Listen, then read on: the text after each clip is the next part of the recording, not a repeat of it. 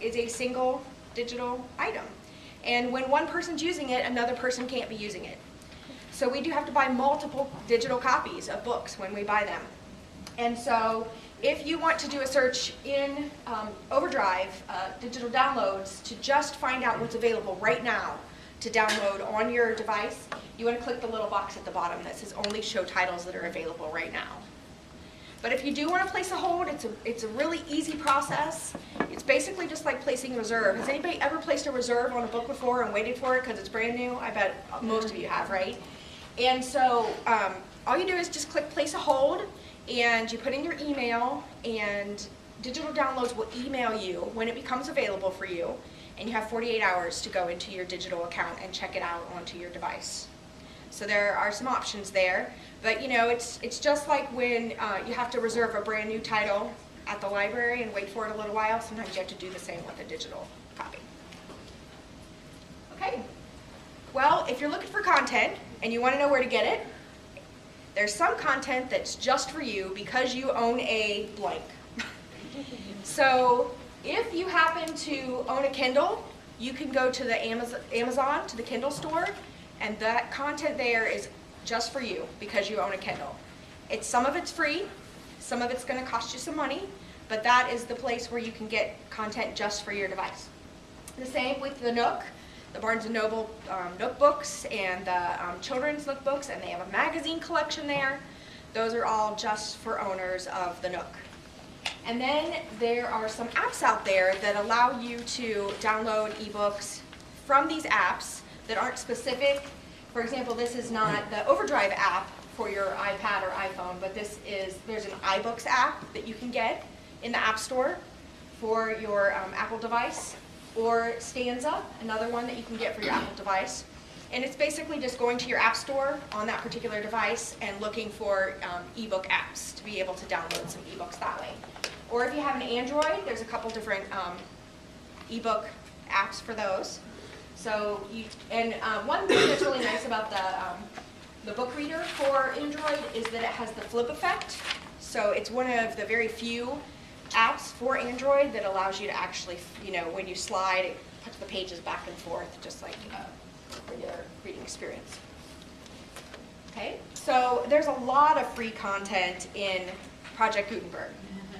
And Project Gutenberg has been around for a really long time, and Michael Hart says that he invented the ebook in 1971, the first one ever. And apparently, from what I read, he typed the entire content of the Declaration of Independence and tried to email it to his entire, or send it out to his entire network, and created what could have been called the first ever computer virus, because it crashed the system. But at that time, he kind of had this idea that if you can make it digital, then you can share it, and you can pretty much make just about anything that's in print digital.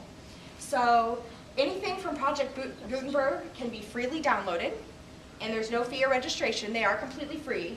Here's the catch. It's because their copyright is expired. So if you're looking for the latest James Patterson on Project Gutenberg, not going to find it there. These are going to be your classics and things like that, but you can find some free content there. One thing that's really interesting that I learned along this process is that, let's say for example that you have something like 20,000 Leagues Under the Sea, and its copyright has expired. Well, it's possible that not all the copyright for that particular title has expired because of the fact that there might be a certain translation that came out later, or a certain version that came out later, and so sometimes things that you can find free on Project Gutenberg might not be a public domain work in another place where you find them, and it's probably because it's actually a different version of that particular title. It's on the internet. We can find everything on the internet, right? Everything. There's lots of places to go on the internet to get ebooks. They're not all free, but there's a lot of free stuff out there. You can go to Goodreads. They have free ebooks to download. I personally downloaded a copy of Midnight Sun. Props, Julie. From Stephanie Meyer, so I could read it on my computer. And you can go to these different sites like minibooks.net. Some of them are being pulled from Project Gutenberg in that particular offering. These are really just like aggregators. These companies don't actually own the content that they're sharing with you. They're pulling it from other places on the internet where it's offered free and putting it in one place for you so you can go to that place and find it. Well, don't we know it, free isn't always free. And if you go to the internet and you type in free ebooks and you think everything that you find is going to be free, it's really not. You have to really take a look at what says it's free. Now, anything that you're going to get through your library, free. Anything you want to find on the internet, not so much.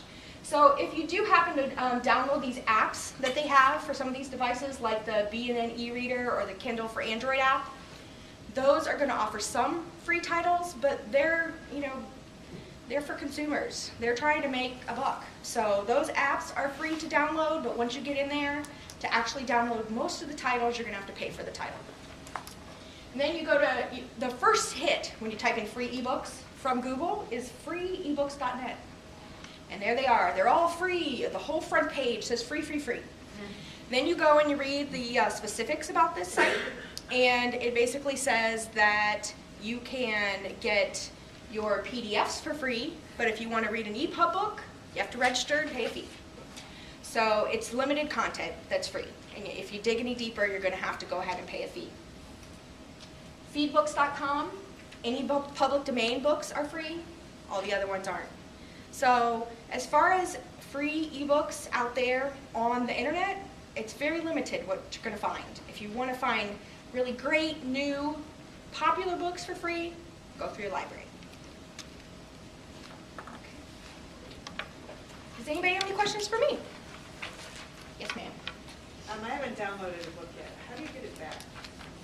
How do How you do you get it off your device, and how do I return it? Okay, well, it depends. Mostly it depends on the device. Each device has a process to be able to return it. What happens is if you download something through Overdrive, through our digital downloads collection, it expires after generally a 7 to 14-day period, depending on what you select. And so when you try to access it again in your Adobe Digital Editions, it's going to have it's going to gray out and it's going to say expired. And you can just delete it from the device. So it kind of goes away as far as in your software, but you have to go onto your device and manually delete it off of there. There's also an option to return early because digital downloads does have a limit of you being able to have 10 titles out at any given time. So let's say you've checked out 10 and you've put 5 on hold, and they email you and they say it's ready, but your stuff hasn't expired yet. Then what you have to do is return early, and you can do that in the software. And there's little instructions about how to click on the book, and there's a little option that says return item, return borrowed item, and it'll come off of your device and go back into the collection. So it returns naturally, so I don't have fees like for No, fines? it expires, the content expires. Okay. So, Okay, back there. This is a little off the subject, but on the subject. When is CML going to have an app? I've heard it's in development. That's what I've heard. What? I've heard it's in development, which means that our IT, Digital Services Department, is working on developing the app. And last I heard, it was about 50% done. So I think it'll be coming. We want to be relevant in this marketplace, and if having an app that you can put on your phone or whatever to be able to download content is what's going to be relevant, then we're going to be working towards that. Okay. Yes. You mentioned that digital copies are essentially individual ones, so that you have to get multiple copies. I've read that at least one publisher has decided that digital copies can have wear and tear and is limiting the number of checkouts a library can do. I'm wondering how you're reacting to that. I'm not going to steal Robin's thunder. Robin is going to talk about that. She's our technical services director, and that's something that she thinks about and makes plans to address every single day of her job. So I'm going to let her answer that one. Does it work the same way for music and audio books and all of that in terms of checking them out? Pretty much. Or- It requires different software than ebooks do. It's still free. You can get it through Overdrive. There's a software called Overdrive Media Console that reads MP3s and music and things like that. So I'm And then really they expire as well?